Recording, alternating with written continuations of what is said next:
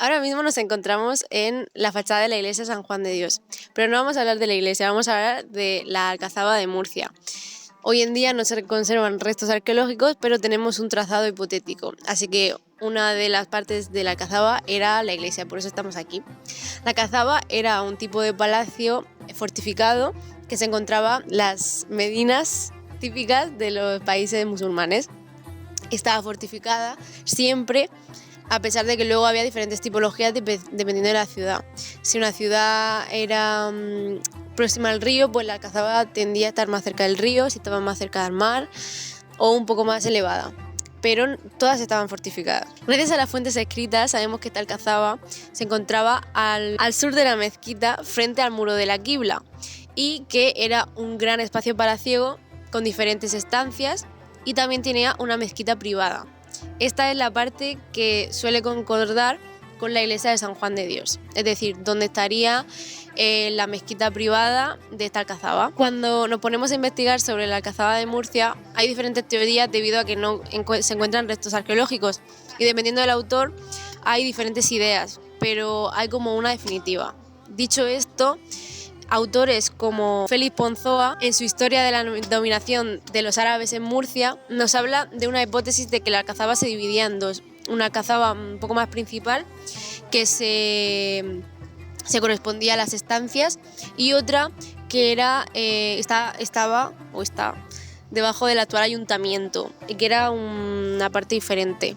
Pero esta hipótesis ha sido descartada, pues ha sido más o menos demostrado que la Alcazaba era una, no habían dos partes. Se llega a esta hipótesis gracias a los pocos restos que nos han podido llegar de la Alcazaba, por eso el trazado no está muy claro, pero sabemos que tenía muchas diferentes habitaciones.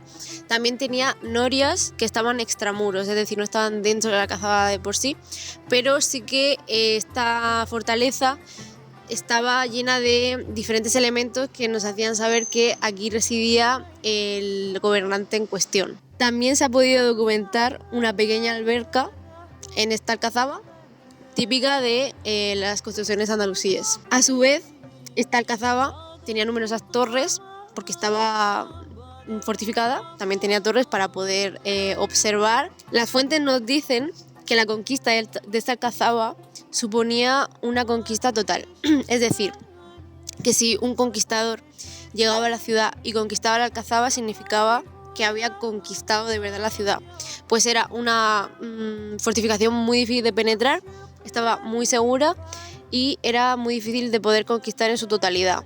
Y normalmente, si se intentaba conquistar la ciudad, no se llegaba a la Alcazaba, o simplemente pues se paraba ahí. Sabemos que esta Alcazaba desapareció en el siglo XV con Enrique III, por eso no nos quedan casi restos y por eso ha sido básicamente enterrada. Todas las demás incógnitas son difíciles de resolver, pues como ya hemos dicho, no hay restos arqueológicos. Pero esto está a manos de futuras investigaciones, pues no se descarta la posibilidad de encontrar más restos de esta Alcazaba en algún sitio y poder investigar cuál era exactamente el trazado de este edificio. Sabemos que seguramente hay muchísimos más restos debajo de edificios ya edificados, por eso no lo podemos saber. Al ser un edificio tan importante, debía ocupar grandes dimensiones, y por ello la mayoría de perímetro está edificado, como por ejemplo el ayuntamiento, el palacio episcopal, la iglesia, la catedral. No podemos derribar estas construcciones porque no podemos hacerlo, pero no se descarta que se encuentre en los alrededores de estas edificaciones, pero está a manos de futuras investigaciones.